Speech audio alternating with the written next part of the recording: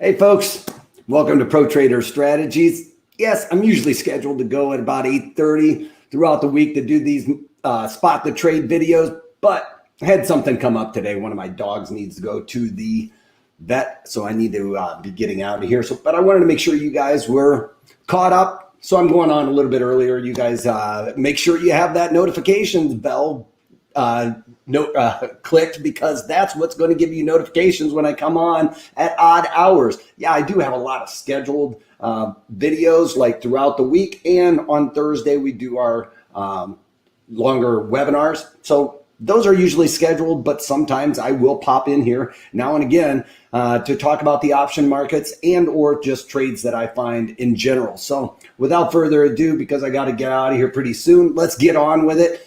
Like I said, make sure when you're subscribing, you hit that bell so you get a notification when I'm popping on unannounced, and comment throughout the video over there on the side. Please, I want to make sure you folks are clear of concept. Even if you just want me to look at a certain stock, trade, or ETF, I'll take a look at that. And please smash that like button for us right now. It really does help us out. So in the video, what I'm talking about, economic data, how it impacts the market, and then we'll ultimately find the trades that I'm looking at. And let's get on with it. All right, so yesterday we had Barkin at Bostic. Well, actually not at, but they were kind of talking about the economic. They are FOMC members. Now we've been talking about the taper, right? Taper is basically slowing down on the asset purchases. What is the asset purchase they're buying? Well, it is the bonds. So what they're doing is they're holding interest rates lower. I'll pull up a bond chart here. What happens when we're talking about these markets, and you're hearing a lot about asset purchases coming out of the Fed right now and probably on news. So what asset purchases means is the FOMC comes in here and buys the bonds. So they're buying bonds like crazy, right? So as bonds go up in price here, so we're seeing bonds prices go higher, right? So we can say this is price. Well, as a teeter-totter goes, right? As one goes up, the other goes down. So as price goes up, we have interest rates going down. So that's what the Fed is trying to do with these asset purchases. Now, yesterday, we're starting to hear some of these Fed governors, and even today, Rosengren coming out and talking about a possible faster pace to talking about the taper. All right. So we're getting closer. Now, you've heard me talk about, I don't think the taper is going to happen until 2022 in the spring.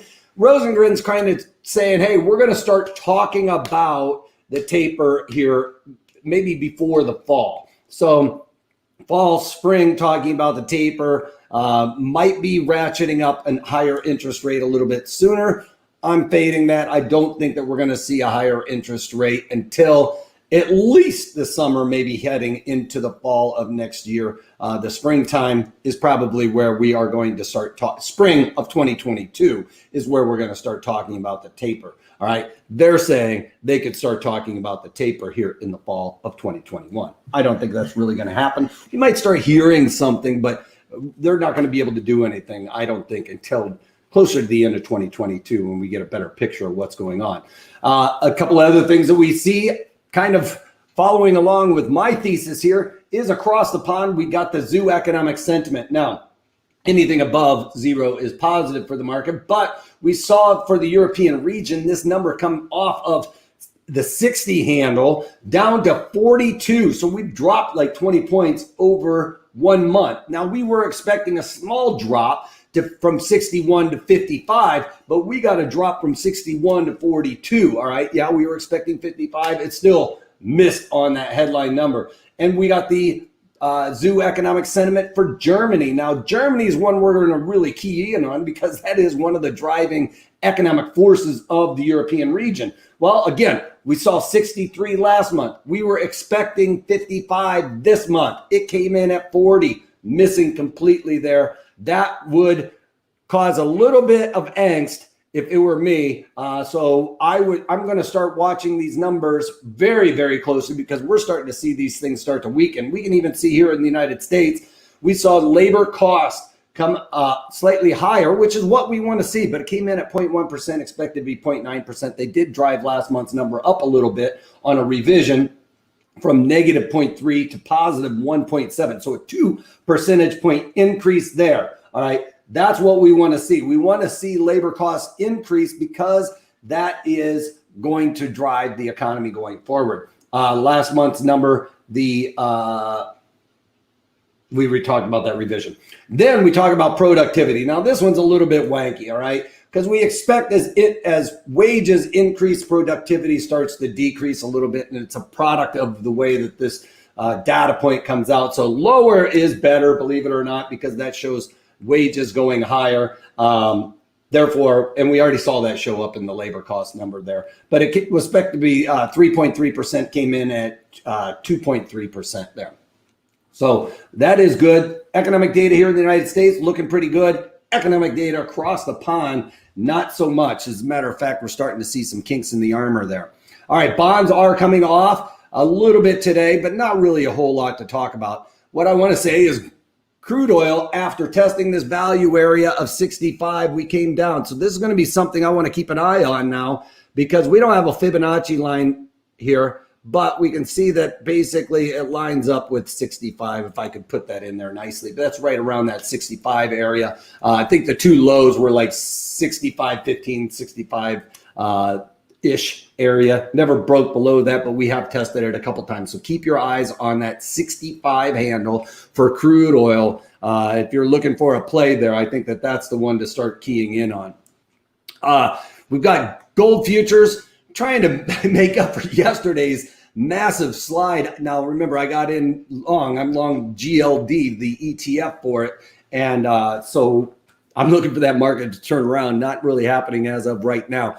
Bitcoin is off a little bit today. Now, this is a little odd because we're going to talk about AMC all over the news today and talking about Bitcoin, which I think gives validity to Bitcoin going forward. It's pretty big news here. VIX moving a little bit higher today as we've got another mixed bag. Yesterday, we were talking about the NASDAQ reopen trades back on the docket. Well, today we're sliding off, and we're actually seeing a lot of those reopen trades start to work, where we're talking about the casinos, where I was almost ready to pull the ripcord on my casino stocks, and the travel and leisure sector in general doing a little bit better today, despite the fact that all the worries of the Delta variant, some countries are starting to restrict all of the stuff about the vaccine passports, all of that stuff, was causing a little bit of angst in the market yesterday. But I think we're kind of over that today, as you can see with the Dow Jones Industrial Average making an all-time high here.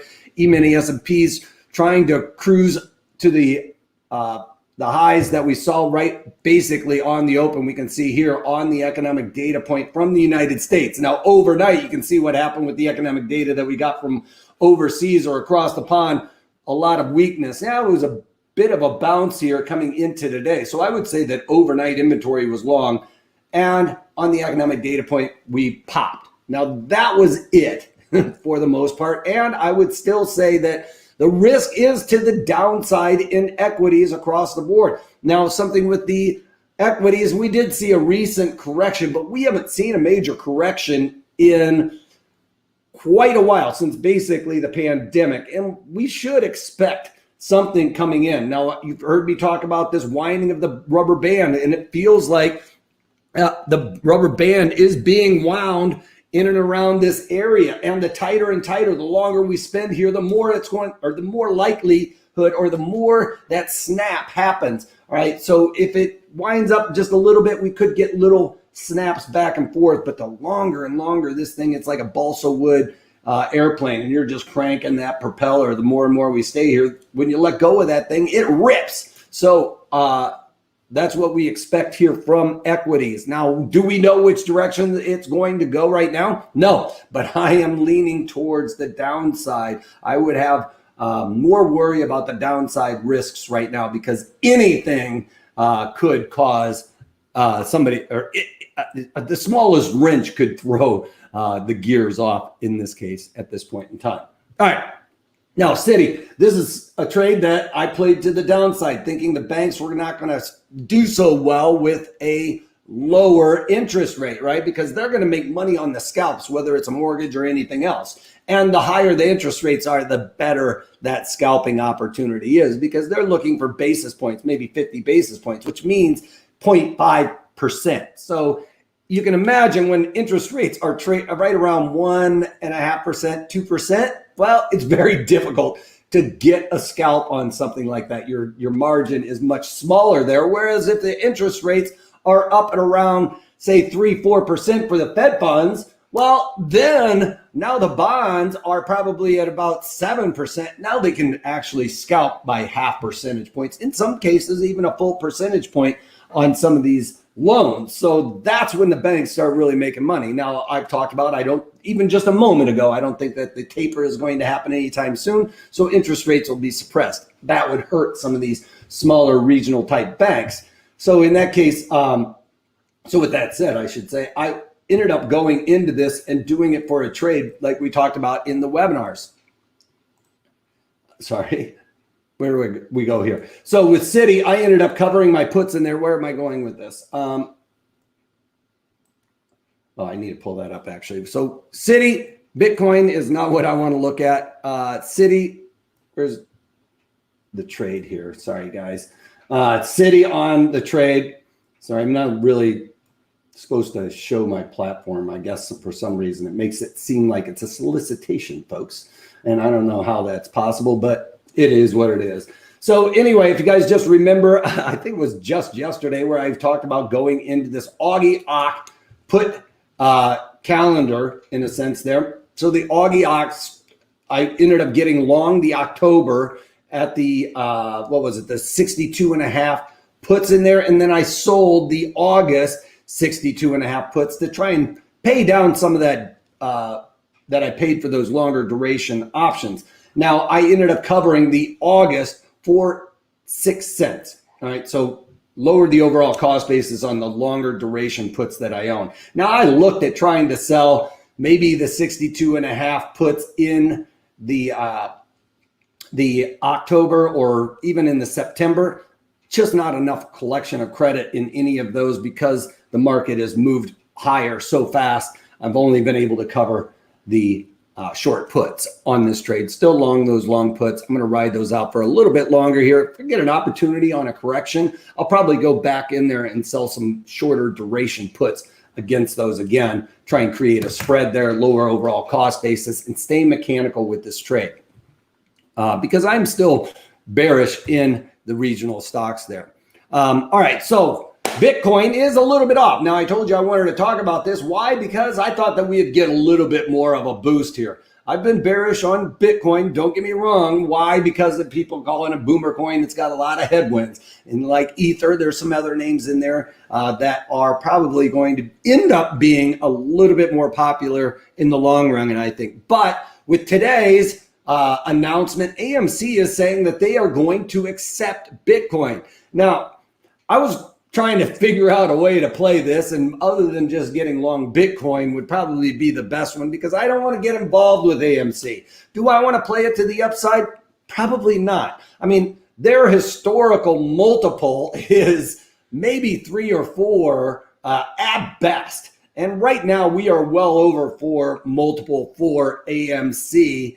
And I don't think that their best times are ahead of them, to be quite honest. I think a lot of people built out home theaters and everything else and maybe just don't want to go to the theater for that experience. And I think that they are going to probably suffer going forward unless they use this capital that they have been able to acquire on this meme mania. Then I think that AMC will likely start to slide continuously. But I do think that it is a huge thing today that's saying that they will start to accept Bitcoin and cryptocurrencies. We could start seeing that snowball happen very quickly, especially if AMC starts doing very well in and around that. They see a lot of this influx of crypto. I think we could see some other major retailers and things of that nature start to accept it as well going forward. And that's all I've got for you guys. All I've done is cover that Citigroup short put against my long puts. I am going to look for an opportunity to sell some more options against that, lower that overall cost basis, stay mechanical, increase my break evens, all those things we talk about in those webinars, and how to stay mechanical. So please check those out. Before you go, make sure you hit that subscribe button. And if you haven't and you missed that I jumped on early because you don't have that bell going, you need the bell in order to get the notification if I come on at an odd time. So please make sure you do that. And I'll circle back around for you folks that usually join in live at 8:30 to make sure you guys are clear of concept. 8:30 Pacific, 11:30 Eastern. All right. And finally, smash that like button for us. It really does help us out. Appreciate you all. And if you can't take that, take it easy.